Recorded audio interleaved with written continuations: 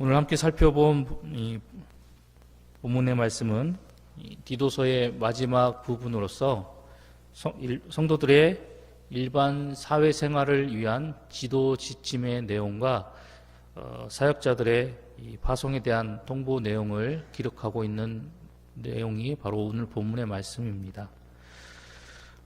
이렇게 다양한 내용을 담고 있는 오늘 본문의 말씀이 우리에게 주고 있는 영적인 그런 교훈의 말씀들이 우리에게 주어지고 있는데요. 먼저 첫 번째로 오늘 본문이 이 말씀을 접하고 있는 우리 모두에게 주고 있는 영적 교훈의 말씀은 미래의 소망을 현재의 삶에 분명하게 연결시키는 성도가 되어야 한다라고 교훈하고 있습니다. 오늘 본문 7절의 말씀을 살펴보면 예수 그리스도를 통해서 우리에게 베풀어 주신 그 하나님의 그 구원의 목적이 무엇인지에 대해서 우리에게 분명하게 말씀하고 있음을 보게 됩니다. 하나님께서 우리를 구원하신 그 목적은 바로 영생의 소망을 따라 하나님의 백성된 성도가 상속자가 되게 하려 하심이다라고 우리에게 밝히 말씀하고 계십니다. 본문 7절이 말하고 있는 이 상속자라는 말은 우리가 잘 알고 있는 것처럼 대를 잇는 아들, 그리고 부모의 재산을 상속받는 사람을 일컫는 말입니다.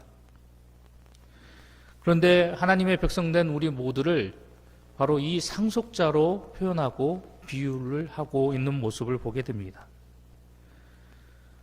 오늘 사도가 하나님의 백성된 우리 모두를 하나님의 상속자라고 이야기하고 있는 것은 우리가 예수 그리스도를 통해서 하나님의 자녀가 됨으로 인해서 이제 하늘과 땅의 모든 권세를 이제 우리가 부여받게 되었고, 그리고 예수 그리스도를 통해서 상속자의 위치로 우리가 올라가게 됨에 따라서 이를 통해서 우리가 모든 영광을 부여받는 그런 존귀한 존재가 되었다는 사실을 우리에게 교훈하기 위해서 바로 이러한 상속자라는 단어를 통해서 우리가 어떠한 신분의 사람인지, 그리고 어떠한 위치에 처한 사람인지를 다시 한번 분명하게 깨닫게 해주고 있는 것입니다.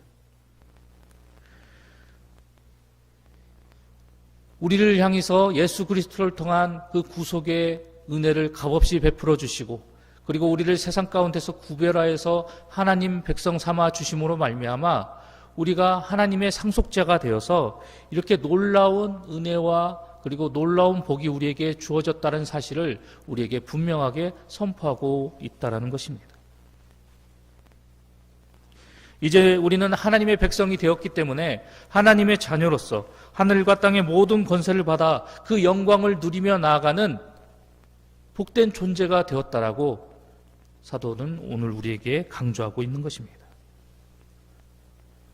그런데 안타깝게도 이러한 영광과 이러한 은혜와 이러한 복이, 그리고 이러한 놀라운 하늘의 소망이 우리 가운데 선포되어지고 우리 가운데 주어지고 우리 가운데 허락되어졌음에도 불구하고 대부분의 많은 성도들이 이러한 은혜를, 이러한 복을, 이러한 영광을 현재 자신의 삶에 적용시키지 못하고 세상 속에서 소망 없이 좌절 가운데 낙심하며 살아가고 있는 존재, 이 성도들이 너무나 많다라는 것입니다. 오늘 이 본문의 말씀을 통해서 다시 한번 우리가 하나님 앞에서 어떠한 존재인지를 우리가 분명히 깨닫고 기억하고, 그리고 하나님 앞에서 나라는 존재가 어떤 모습인지를 각성하며 나아가는 우리 모든 성도님들이 되시기를 소망합니다. 하나님의 상속자로서 그분의 모든 영광과 그리고 그분이 우리에게 허락하여 주신 풍요로움과 그 부요하심을 우리가 상속받아 나아가는 복된 존재라는 사실을 우리가 늘 기억하여서 이러한 우리에게 약속하시고 우리에게 허락하신 그 하나님의 약속과 그 은혜가 얼마나 크고 위대한지를 우리에게 주어진 그 말씀을 통해서 우리가 온전히 깨달아서 하나님께 상속받을 그 존귀와 그리고 그 영광이 얼마나 크고 위대한지를 날마다 체험하고 날마다 경험하고 날마다 깨달아 나가는 그런 하늘 백성이 되어야 할 것입니다. 그래서 이 소망을 통해서, 그리고 우리에게 허락되어진 이 은혜와 이 복을 통해서 우리가 우리의 삶 속에서 굳건한 믿음과 그리고 하늘을 향한 그 놀라운 소망으로서 날마다 기쁨 넘치는 복되고 아름다운 삶을 살아나가는 우리 모두가 되어야 할 것입니다. 그래서 이 소망을 통해서, 그리고 이 소망을 주신 그 하나님의 그 약속의 말씀을 통해서 우리가 우리의 삶 가운데 날마다 다가오는 그 고난도, 그 어려움도, 그 역경도 우리가 당당히 견디고 이겨내고 승리하고, 그리고 날마다 우리의 삶 속에서 우리를 힘들게 하는 부족함, 어려움, 삶의 여러 가지 문제들도 우리가 그 모든 것들을 당당히 이겨내고 극복하여 나감으로 인해서 하나님의 그 모든 것들을 물려받는 그런 상속자된 하늘 백성답게, 하나님의 귀한 자녀답게 주어진 삶 속에서 날마다 승리하며 나아가는 저와 여러분 모두가 되어야 할 것입니다. 오늘도 이런 삶의 주인공이 되는 우리의 봉상의 모든 성도님들이 되시기를 간절히 소망합니다. 두 번째로 오늘 본문의 말씀이 우리에게 주고 있는 영적인 교훈의 말씀은 바로 하나님의 일에는 큰 사람, 작은 사람, 중요한 사람, 덜 중요한 사람이 없다라는 사실입니다. 오늘 본문의 말씀 12절 말씀을 살펴보면 내가 아데마나 두기고를 내게 보내리니 라는 말씀을 보게 됩니다. 그리고 이 12절 이 후반부의 말씀을 통해서 이 사도가 이 아데마나 두기고를 보내는 이유가 바로 이 디도가 사도 바울을 만나는 동안 생기게 될 그 사역의 공백을 메꾸기 위해서 이 두 사람을 그에게 보내게 되었다라는 사실을 우리가 발견하게 됩니다. 그런데 이 12절에 등장하고 있는 이 아데마라는 사람, 이 아데마라는 인물에 대해서는 오늘 이 본문에서만 언급되어지고 있는 모습을 우리가 보게 됩니다. 그래서 이 아데마라는 사람이 어떠한 사람인지에 대해서 우리는 정확히 그 사람에 대한 내용을 살펴볼 수는 없습니다. 하지만 그 다음에 언급되어지고 있는 이 두기고라는 사람에 대해서는 이 사람이 어떤 사람인지에 대해서 우리는 성경의 말씀을 통해서 발견하게 됩니다. 사도행전 20장 4절의 말씀을 살펴보면 이 두기고라는 인물은 아시아 사람으로서 사도 바울의 선교 여행에 줄곧 동참했던 그런 인물이었고, 계속해서 이 사도의 일을 도우며 나아갔던 사람이 두기고였다는 사실을 발견하게 됩니다. 그래서 이러한 두기고를 일컬어서 사도는 사랑받는 형제이자 주 안에서 신실한 일꾼이다라고 칭하는 모습을 보게 됩니다. 특별히 이 에베소서나 이 골로새서와 같은 이런 중요한 서신들을 각 교회에 전달하는 임무를 감당했던 사람이 바로 이 두기고였습니다. 디모데후서 4장 12절의 말씀을 살펴보면 사도가 이 두기고를 이 디모데에게 보내는 그런 말씀을 보게 되는데, 디모데에게 이 두기고를 보내는 것 역시 바로 이 바울과 디모데의 만남으로 인해서 생겨나게 될 그 사역의 공백을 없애기 위해서 이 두기고를 디모데에게 파송했다라고 성경학자들은 추측을 하고 있습니다.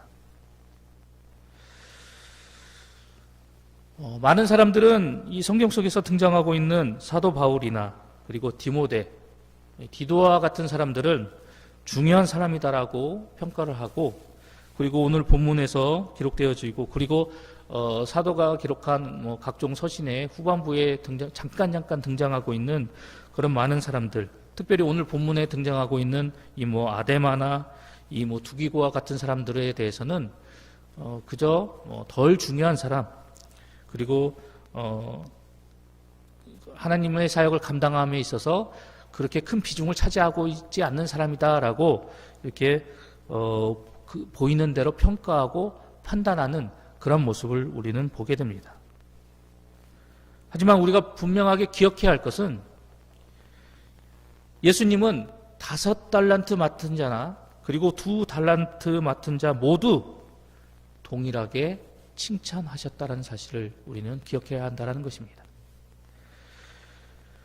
주의 이름으로 선지자 역할을 하고 그리고 귀신을 쫓아내는 거창한 일을 하였음에도 불구하고 그러한 사람들에 대해서 예수님은 뭐라고 말씀하셨습니까?